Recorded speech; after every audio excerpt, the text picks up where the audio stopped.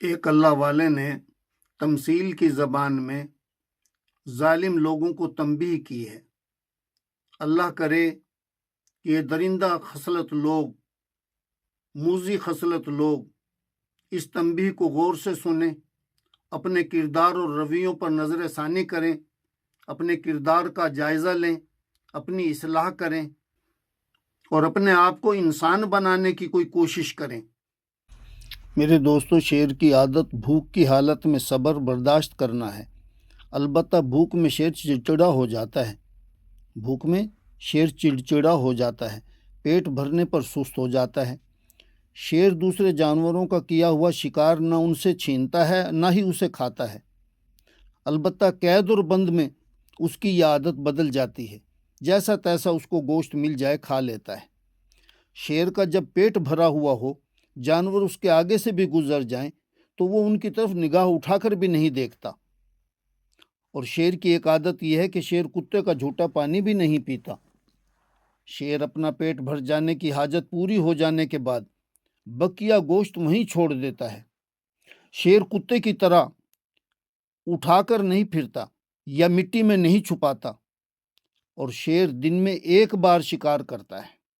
میرے دوستو، شمنستان کے جنگل میں ایک سرخ رنگ کا شیر تھا جو لومڑی کی طرح مکار اور کتے کی طرح حریص اور بلی کی طرح مسکین اور سانپ کی طرح موذی کہ دوسروں کو دکھ دے کر تڑپا کر سکون حاصل کرتا تھا۔ سب سے عجیب بات یہ کہ وہ کئی طرح کے چہرے بنا لیتا تھا، یہاں تک کہ انسانوں جیسا، فرشتوں جیسا چہرہ بنانے کا بھی ہنر جانتا تھا۔ وہ جب بھوکا ہوتا تو چیر پھاڑ دیتا، اور جب وہ رجا ہوا ہوتا تو حملے کر کے زخمی ضرور کرتا۔ اس ظالم کے زہریلے ناخونوں کے زخم آہستہ آہستہ پک جاتے، گل جاتے، وہ زخمی جانور چڑ چڑ کر سسک سسک کر مرتے۔ سب جانور اس بزرگ جنگل کے بادشاہ سے بے حد تنگ تھے، کیونکہ اس کے اندر تو شیر کی نہ ہی کوئی عادات تھیں نہ ہی روایات تھیں۔ اس ظالم کے مظالم سے نجات کے لیے جانور کئی مرتبہ ہاتھی کے پاس بھی گئے اور فریاد کی، مگر ہاتھی اس خیال سے شیر پر حملہ کرنے سے رکا رہا کہ جنگل میں طاقتوروں کا کمزوروں کو مارنے کا کہیں رواج نہ پڑ جائے۔ اس جنگل میں لوگوں نے آنا چھوڑ دیا تھا، کیونکہ کئی لوگ اس ظالم شیر کا شکار ہو چکے تھے۔ البتہ ایک لکڑہارا جس کا اکلوتا بیٹا اس ظالم شیر نے چبا لیا تھا، وہ سال میں ایک مرتبہ آتا اور سارا دن رو رو کر اپنے بیٹے کو یاد کرتا رہتا اور اس ظالم کو بد دعائیں دے کر چلا جاتا۔ مگر قدرت نے اس ظالم کی رسی کو ڈھیلا چھوڑا ہوا تھا، نہ اسے کبھی نزلہ ہوتا تھا، نہ زکام ہوتا تھا، نہ بخار ہوتا تھا۔ ایک روز تمام جانور جمع ہو کر اپنے اپنے زخمیوں کو اٹھا کے ہاتھی کے پاس پہنچے، اس ظالم کے مظالم کی داستانیں سنائیں اور مدد چاہی۔ بوڑھے بڑھائی کے بیٹے کی دکھ بھری کہانی بھی سنائی اور بتایا کہ وہ سال میں ایک دن اپنے بیٹے کی یاد منانے آتا ہے اور جنگل میں آنسو بہاتا ہے۔ آج بھی وہ آیا ہوا ہے اور رو رہا ہے۔ ہاتھی نے کہا کہ میری اس سے ملاقات کراؤ۔ تمام جانور ہاتھی کو لے کر بڑھئی کے پاس پہنچے۔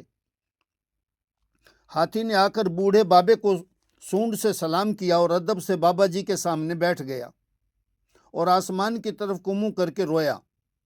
ہاتھی دراصل اللہ تعالیٰ سے فریاد کر رہا تھا کہ اے ہمارے رب، مجھے انسانوں کی طرح بات کرنے کی صلاحیت دے، تاکہ ہم اس بوڑھے بڑھئی بابا کو بتا سکیں کہ آپ کے جوان بیٹے کا غم ہم جانوروں کو بھی ہے۔ اللہ کی رحمت کو جوش آیا اور ہاتھی انسانوں کی طرح بات کرنے لگا۔ بیٹے کی تعزیت کرنے کے بعد ہاتھی نے بابے سے کہا کہ آپ تمام مخلوق میں سب سے زیادہ عقل مند ہو، آپ انسان ہو، اشرف مخلوق ہو، ہم اس ظالم شیر سے کیسے نجات حاصل کریں؟ بابا بولا کہ ٹن ٹن ہاتھی میاں، بتاؤ کہ یہ ظالم خوشامد کو پسند کرتا ہے؟ یہ ظالم خوشامد کو پسند کرتا ہے؟ ہاتھی کہنے لگا، بابا جی معاف کرنا، خوشامد کسے کہتے ہیں؟ ہم جانور اس بات سے واقف نہیں ہیں۔ بابا سوچ میں پڑ گیا کہ یہ خوشامد کیا ہوتی ہے، یہ تو انسانوں کی کمزوری ہے، جانور اس کو کیا جانے۔ بڑھئی بابا نے کہا، دیکھو ٹن ٹن ہاتھی میاں، انسانوں میں ایسا ہوتا ہے کہ بعض چالاک لوگ तही दामन होने के बावजूद लोगों में बड़ा होकर रहना चाहते हैं, सबसे मोअज़्ज़ज़ होकर रहना चाहते हैं। वो चाहते हैं कि सब लोग मेरी बात सुने, मेरा कहा माने, मेरा इस्तकबाल किया करें। इसके लिए वो अपनी चालाकी से ऐसे लोगों को तलाश कर लेते हैं जो हड हराम हों, काम चोर हों, मगर लूसी हों, रोटी के टुकड़ों पर डेरा आबाद रख सकें, खाने पीने पहनने के दिलदादा हों। वो उनको तरह तरह के फायदे पहुंचाता रहता है और वो उसका डेरा आबाद रखते हैं, उसकी खुशामद करते रहते हैं, उसकी शान में कसीदे पढ़ते हैं। या हजरत, आला हजरत, शेखुल कुल, मुरब्बी ज़मा, मुल्हिम रब्बानी जैसे मुअज़्ज़ज़ अलकाब से उसे नवाजते रहते हैं। यूं उसकी हुब्बे जा और अनानियत को तस्कीन मिलती रहती है और फिर वो कभी इतरा कर कभी बल खाकर चलने लगता है। इसे कहते हैं खुशामद। हाथी मियाँ ने खुशामद की तारीफ सुनी तो जल्दी से बोला कि बाबा जी, ये सारी बातें तो हमारे बूढ़े शेर को भी बहुत पसंद हैं। देखो बाबा जी, मैं अपने दांतों से शेर का पेट फाड़ सकता हूँ, अपने पैरों के नीचे कुचल के इसका कीमा बना सकता हूँ, मगर हमारे खानदान में कमजोरों पर ताकत आजमाई को घटियापन कहते हैं। अगर कोई ऐसा करे तो वो सबकी नजरों से गिर जाता है, उसको तन्हा कर दिया जाता है, उसके साथ बोल चाल रहन सहन छोड़ दिया जाता है। टन टन हाथी मियाँ से उनकी खानदानी रिवायात सुनकर बाबा जी बड़े खुश हुए और हकीकी ताकत रखने वाले हाथियों के कबीले को दुआएं देने लगे।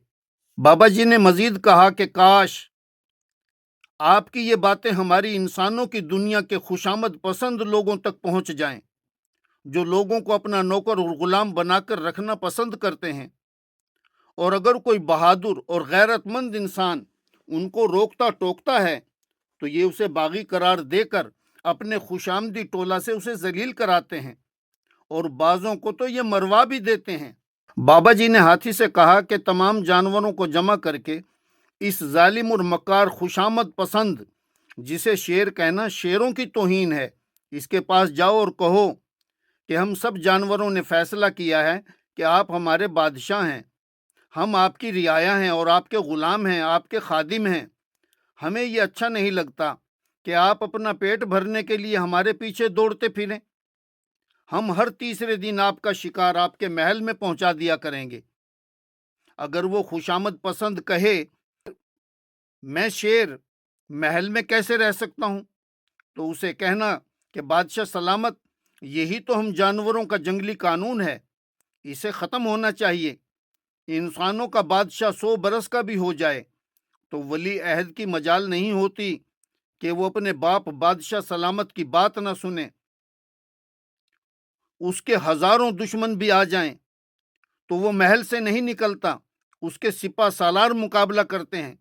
आप हमारे बादशाह हैं, कोई भी हाल आए हुक्म करना आपका काम, उसे पूरा करना, उस पर अपनी जाने कुर्बान तक कर देना, ये हमारा काम।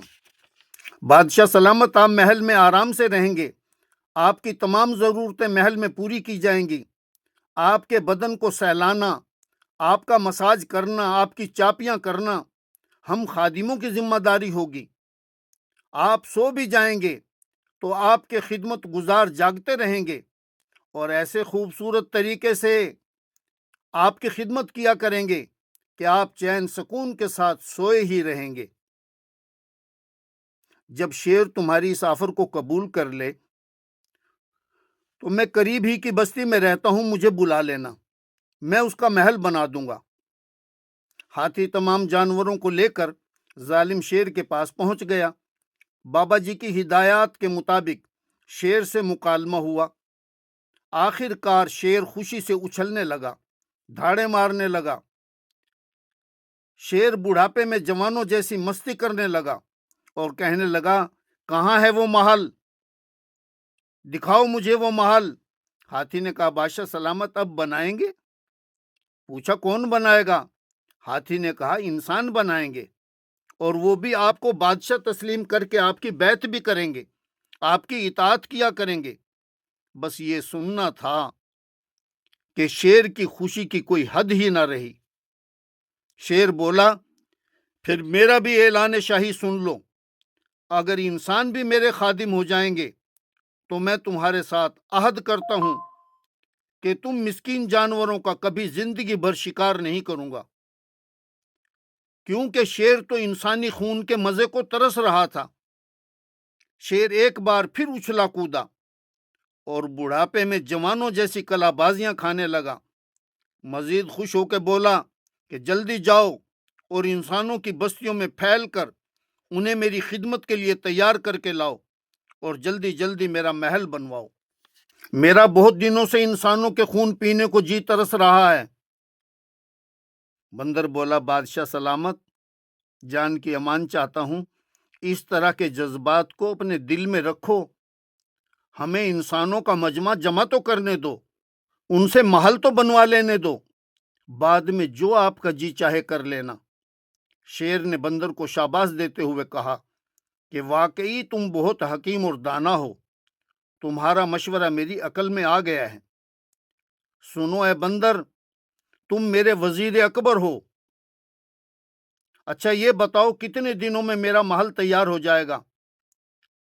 ہاتھی نے آگے بڑھ کر ادب سے عرض کیا کہ حضور یہ تو بوڑھا بڑھئی ہی بتا سکتا ہے۔ شیر نے کہا، کم بختو، میں بھوکا ہوں، مجھے کچھ کھلاؤ تو صحیح۔ بندر نے بندروں کو کہا کہ پھلوں کی ڈالیاں توڑ کے لاؤ۔ بندر پھلوں کی ڈالیاں لے کر آئے، بادشاہ کو پیش کی گئیں۔ شیر بادشاہ نے چلا کر کہا کہ یہ ہم شیروں کی غذا نہیں ہے۔ لومڑی آگے بڑھی کہ بادشاہ سلامت، میری جان آپ پر 100 بار قربان، آپ 10 روزہ ربط کا چلہ کاٹ لو۔ کس کا چلہ کاٹ لو؟ 10 روزہ ربط کا چلہ کاٹ لو، تاکہ آپ کی عمر میں 100 برس کا اضافہ ہو جائے۔ شیر نے لومڑی سے پوچھا، ربط کسے کہتے ہیں؟ لومڑی بولی، حضور، گوشت کھانے سے پرہیز، صرف 10 روز میں آپ پر آخرت کی بہاریں، فرشتوں کا نزول، غیب کے مشاہدات آپ کو ہونے لگیں گے۔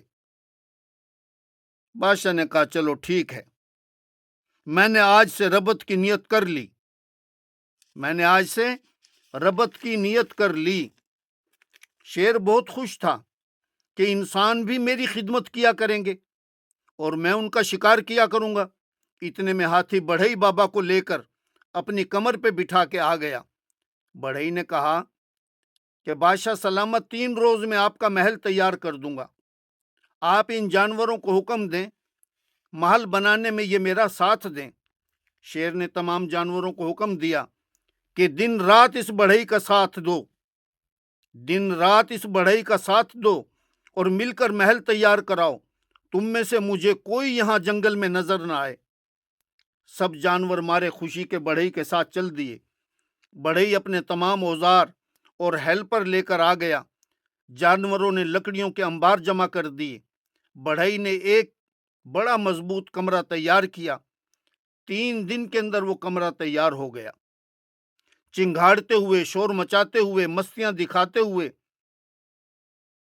بادشاہ سلامت زندہ باد، بادشاہ سلامت زندہ باد کے نعرے لگاتے ہوئے ہاتھیوں کے غول شیر کے پاس پہنچے اور کہا کہ بادشاہ سلامت، آپ کا زبردست محل، جس میں لوہے کی سلاخوں کا بڑا گیٹ اور اندر آپ کے بیٹھنے کو اونچا تخت تیار کیا گیا ہے، گیندا آپ کی سواری کے لیے حاضر ہے، آپ اس پر سوار ہو کر اپنے محل میں تشریف لے چلیں۔ گیندے کا نام سنتے ہی شیر کانپنے لگا، تھر تھرانے لگا اور کہنے لگا کہ گیندے نے تو ایک مرتبہ مجھے بڑے زور کا دھکا دیا تھا اور میں دلدل میں جا کے گرا تھا، بڑی ہی مشکل سے مرتے مرتے بچا تھا۔ ہاتھی نے کہا، بادشاہ سلامت، پرانی باتوں کو چھوڑ دیں اور بھول جائیں، اب تو گیندوں نے بھی آپ کی غلامی کا دم بھر لیا ہے، وہ بھی آپ کی اور آپ کی نسل کی خدمت کیا کریں گے۔ شیر کو گیندے پر سوار کر دیا گیا۔ چڑیوں نے پھول کی پتیاں بادشاہ پر نچھاور کرنا شروع کر دیں۔ بندروں کی ناٹک بازی شروع ہو گئی اور دوسرے جانوروں نے سلامیاں پیش کرنا شروع کر دیں۔ گیندا انگڑائیاں لے لے کر بڑے ناز سے رینگنے لگا۔ بادشاہ سلامت کئی دن کے ربط سے کافی کمزور ہو چکا تھا۔ اس کی آنکھوں کے سامنے اندھیرا چھا گیا۔ ہاتھی نے پوچھا، بادشاہ سلامت، کوئی فرشتے یا حور یا غلمان آپ کو نظر آئے ہیں یا ابھی ربط نے اپنا کام نہیں دکھایا؟ شیر بولا کہ وہ تو مجھے کل سے بار بار دکھائی دے رہے ہیں۔ جن تاروں کو اور جس چاند کو میں رات کو دیکھا کرتا تھا وہ تو کل سے مجھے دن ہی میں نظر آنے لگ گئے ہیں۔ ہاتھیوں نے اور تمام جانوروں نے ایک زوردار نعرہ لگایا، بادشاہ سلامت زندہ باد، بادشاہ سلامت زندہ باد۔ شیر کمزوری کی وجہ سے کئی مرتبہ گرتے گرتے بچا تھا اور بار بار گیندے سے کہتا تھا کہ ذرا آہستہ، ذرا آہستہ چلو۔ یوں تمام جانوروں کے جھرمٹ میں شیر اپنے محل میں داخل ہوا۔ شیر اس قدر کمزور ہو چکا تھا کہ 5 ہاتھ اونچے تخت پر نہیں چڑھ سکتا تھا۔ شیر شرم کے مارے اپنی کمزوری بتا بھی نہیں سکتا تھا اور تخت پر چڑھنے کی طاقت بھی نہیں تھی۔ سمجھدار ہاتھی نے اس بات کو بھانپ لیا، آگے بڑھ کر کہا کہ بادشاہ سلامت، آپ کو تخت پر بٹھانے کی عزت اور سعادت چاہتا ہوں، خدمت کا موقع عنایت کیجیے۔ شیر نے دل ہی دل میں کہا کہ شکر ہے عزت بچ گئی۔ ہاتھی نے شیر کو اپنی سونڈ سے پکڑ کر تھوڑا سا بھینچ بھی دیا۔ رہی سہی کسر ہاتھی کی شرارت سے پوری ہو گئی۔ شیر تخت پر پہنچتے ہی پھولوں کے گدے پر لیٹ گیا۔ بڑھئی نے تمام جانوروں کو باہر نکل جانے کا اشارہ کیا اور کمرہ لوہے کی سلاخوں سے بنے گیٹ سے بند کر دیا اور اسے لاک لگا دیا۔